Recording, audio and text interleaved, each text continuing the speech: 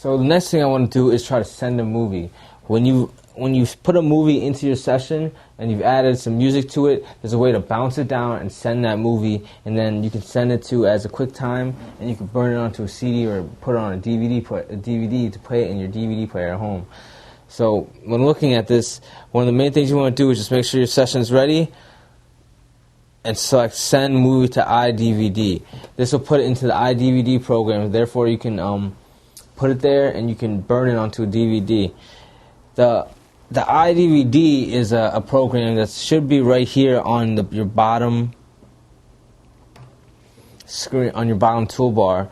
This comes with the Mac, and this is like where you can create like DVD menus and different things like that. So it's a perfect opportunity. Like if you're making a home movie or something, and you want to make some type of intro thing, you can like put a movie on here or some type of credits, and put some type of GarageBand beat, and that could be like your opening sequence.